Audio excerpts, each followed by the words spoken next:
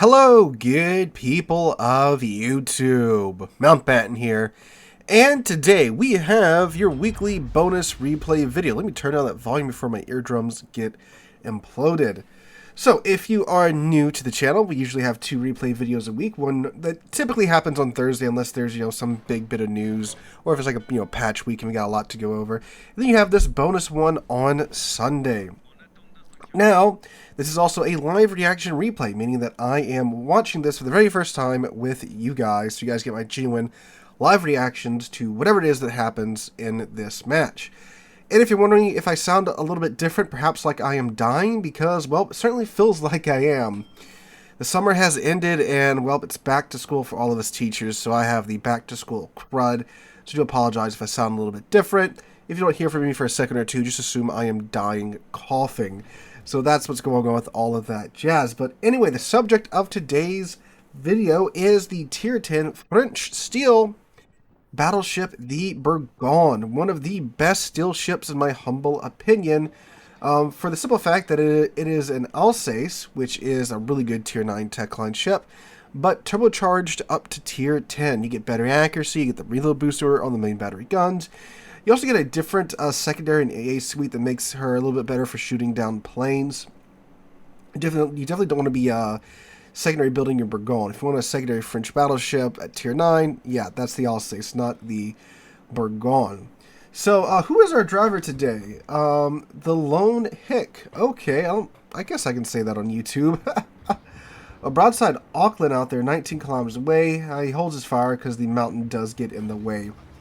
Popping his engine boost, and the Bourgogne is great when you use that engine boost and you find a flank. You run down it, you get the sides of the enemy ships, you just blap them with your French 15-inch AP. Oh, speaking of the 15-inch guns, you do get 12 of them here on the Bourgogne. Ooh. I was waiting for the shells to be able to clear the mountain there with that Genon. But yeah, you get 12 15-inch guns on the Bourgogne, which are excellent. Excellent, excellent, excellent. Especially since, compared to the Alsace, they do tend to go where you actually aim, rather than the Alsace, which is more like a French shotgun, right? You got some torps coming in from the A camp. Vermont took a shot at him, and oh, he's Citadel the Ipiranga twice for 28k. Oh my god, that's nuts. The Pan American battleships are usually quite tough, and that doesn't happen. I guess he got the right angle, the right distance there. All right, so let him have another round of 15-inch shells, another 12 15-inch shells. He's turning in this time, though, so yeah, only gets a ricochet there, and he's trying to figure out where the submarine's at. There's the torpedoes. Oh, yeah, so there's the indicator. Oh, pretty good guess there. He catches him on the edge of his ASW, but he drops another round of ASW. Ipiranga doing a game return, showing an awful lot of broadside to pick here. Pops his reload booster. That's exactly what you want to use this reload booster for, as long as this Ipiranga stays detected. Ooh, there goes Baltimore there. All right, 8K on the Ipiranga, firing and flooding on the submarine. I think it's a 451. Yeah, it is a 451. Unfortunately, it's one torpedo here. There's another torpedo that I don't believe was... Oh, another Citadel on the Ipiranga. Now, the Ipiranga is a little bit easier Citadel than, like, the Libertad, right? But, I mean, still, he's, wow, freaking drilling these shots. All right, another salvo off on the Ipiranga. The Vermont's paying attention to him, so it looks like, yeah, the Ipiranga's got his F button up and running. Submarine tried to ping him there, but his damage con was running, so thankfully that had no effect on him. Speaking of the submarine, there comes his torps up. Second round of pings does, so that's what's annoying with the pings, Your damage con takes forever to cool down in comparison to how fast the ping is up and ready to go. Alright, any luck with the SW charges here? Looks like... no, unfortunately not. Alright, broadside Brandenburg. Great profile to see right here.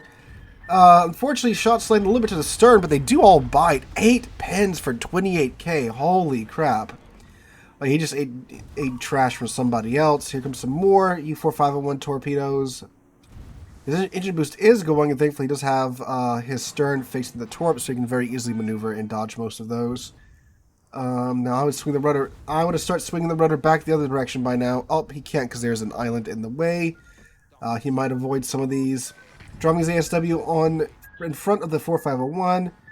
There he goes. There he goes. Yeah, that 2 kilometer knockoff range for the homing torpedoes. That's very helpful when it comes to dodging torps and battleships. All right, another direct hit on the 4501 and another instance of flooding started on the 4501, but the 4501 has put out that instance of flooding. Almost 8K on the Ipiranga yet again. So he's managed to get out of this with surprisingly little damage. See, the Bourgogne, like the Alsace, is just coated in 32 millimeters of armor all the way around.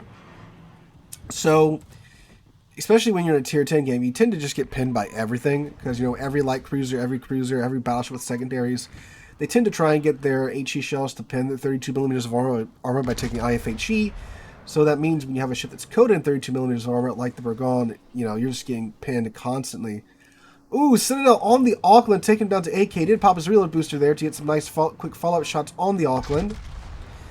Alright, second salvo out. Rear turret getting in on the action here. This looks pretty good.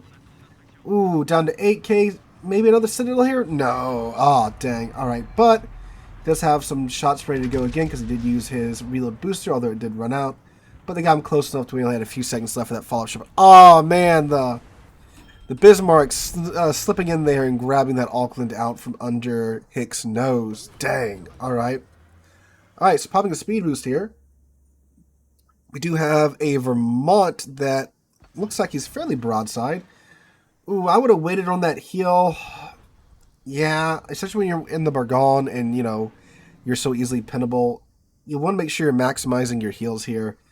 So it looks like he's going to waste, unfortunately, quite a few seconds of this. So let's see. His bar is filled up right about now. And he's wasted, unfortunately, about 10 seconds of that heal.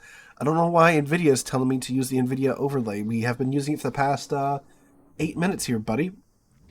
Ooh, Malta. What is he doing? He's a little too close to the action. Flying a little close to the sun here, aren't we, CV? Vermont's behind the island because he should be spotted here otherwise. So he stayed. Oh my god. Triple Citadel there. 35,000 damage. Holy alpha damage, man. Dude, I thought this was going to be like, you know, just farming fire damage or something with the Bourgogne. Because a lot of players do that because they get 12, 15-inch guns. But no, this man is just citadeling everything in sight. This should be a dead Malta here. And, it's not. But another Citadel, another 19K. The gearing might have him here with his torpedoes. No. He's turning out. 7 seconds left on his reload. Hello, 4501. He is thankfully incredibly slow on the surface. Gearing takes out the 4501. And now we have the Malta. Lets the shells fly. Unlocked. Might be good enough. He's so low. And nothing? Dang, they all missed. That's rough. Wow. Okay. So Ipiranga is trying to hit him from 15 kilometers away. No luck there. Now we do obviously want to be cognizant of where this Vermont is, which is right there, as you can see by his spotting aircraft. Oh, so that Vermont's probably waiting for Hick here to come around the corner. Pretty even game so far, too. As far as kills go, the red team is ahead in caps at the moment. But if Hick has anything to say here, this CV is about to go down. Alright. Vermont, maybe he's backing up, trying to catch him there. Ooh, unfortunately, yep. Malta's managed to present him with an angle to where his shells will be plunging to his flight deck instead of his Citadel. So unfortunately, most of his shells are going to be pinning here. This is where you would normally swap one over to HE and just take the pin damage, or you aim a little bit lower, try to get into like that juicy side there. Alright, shells out again. Waiting to see if that Vermont is, yep, there's the Vermont. Hello. Whoa, ho, ho, ho. Thankfully, most of those Vermont shells did miss. 6,000 damage health left on the Malta. Popping his heal, popping his reload booster. With the fire going, popping the hill is definitely what you want to do. And, you know, considering the fact that the Vermont did just pop up around the corner here. Let's see, can he tap his stern there? There we go. There's high caliber.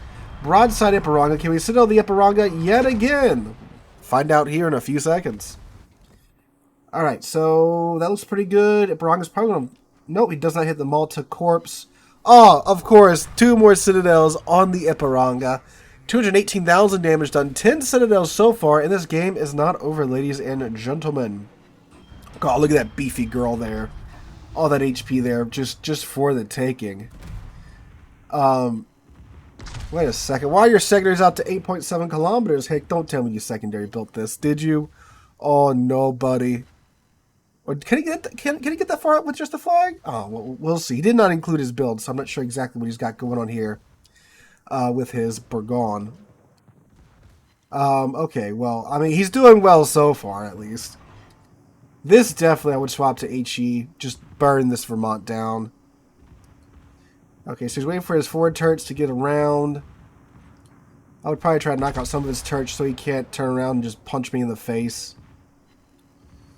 Alright, some good damage there. Oh, there's Confederate on the Vermont superstructure. Alright, there we go. He swapped it over to HE. Good call there. But keep in mind, he has not fired a single round of HE, and he's got 241,000 damage. Naturally, that now that he's loading HE, Vermont goes and presents him with a broadside. I feel his pain. This is exactly what happens to me when I'm swapping between HE and AP in my battleship. Alright, there we go. Got the AP loading back up. Vermont was turning to dodge the torpedoes. Gets a double fire on the Vermont. He does not damage con it. So he might be waiting to see if the gearing's got any more torps left in him. Which the gearing does. Oh, never mind, does not. Yeah, that was all of his racks right there. Beautiful broadside here. Let him have it, Hick. And let's see. Should be pretty good hits there. Yeah, there we go. 17k. Popping his reload booster. Because he doesn't want this kill stolen from him, too. Oh, that's probably a dead gearing there. Yep, Vermont did take out the gearing, but Hick here should get this Vermont. There we go. 3 kills, 303,000 damage, and there's still time left on the clock, boys and girls. So the A-caps secured. B-caps getting flipped by the U-4501. And you got a Shimakaze that's going after the friendly Nakamov and a Shikishima way up north. So let's see if he can get in range and pad his stats a little bit here. 303,000 damage. This is insane. Absolutely absurd.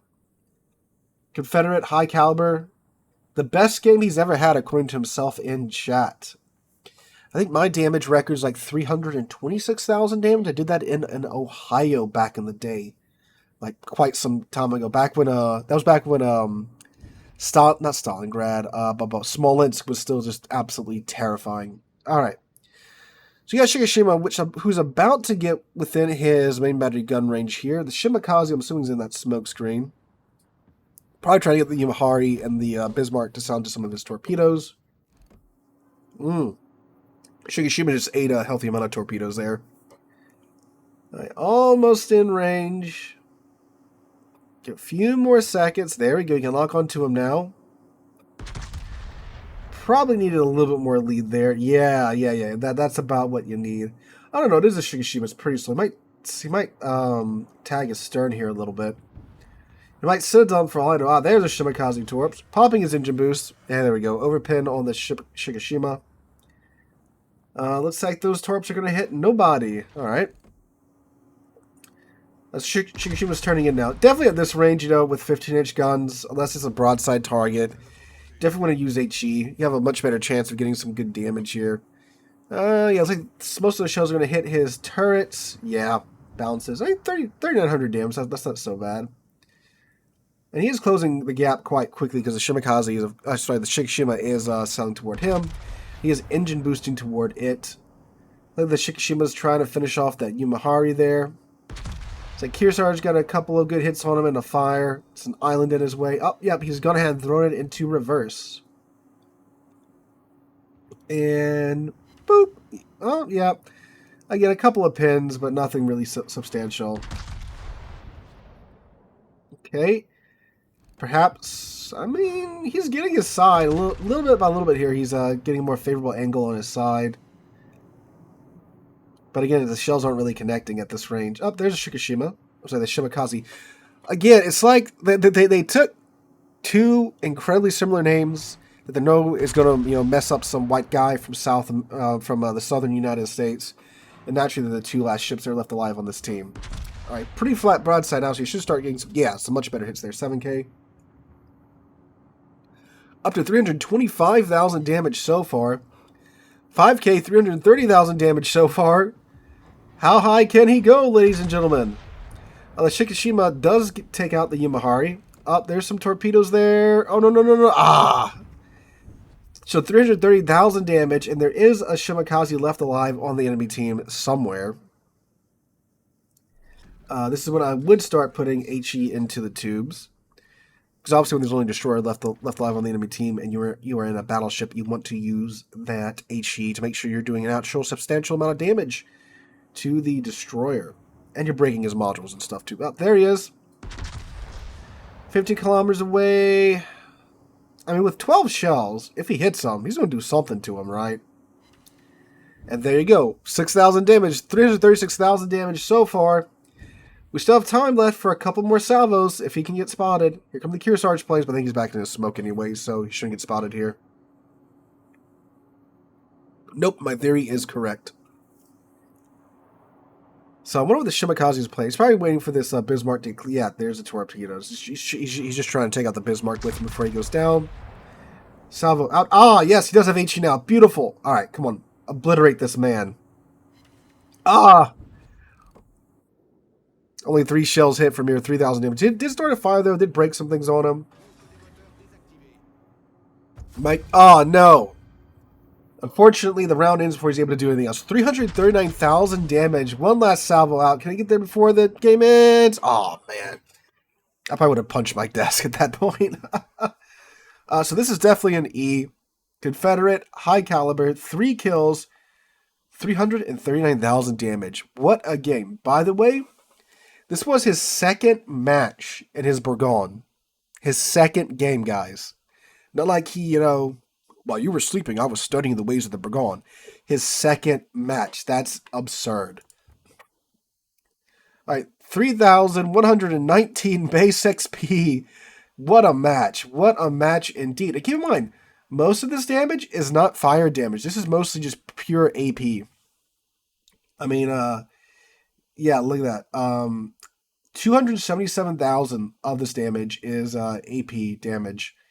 And then you got, again, the little bit that he used in HE against the Vermont and the Shimakaze, and of course, from the submarine, down here. And then his secondary guns got a little bit of damage in on the Vermont, but again, the vast majority of that is from his main battery 15-inch AP shell. So, Hick, thank you so much for sending that in. That was an amazing game. I'm glad you're enjoying your Bourgogne. If you have a match like this, please feel free to send it into the channel. The email is linked in the description down below, or you can send it in to the community Discord in our replay channel there, which there's a link to that down below as well. Hope you guys enjoy. Have a wonderful rest of your Sunday and wonderful rest of your weekend. I'm going to go take some Benadryl. I hope to catch you guys in the next one.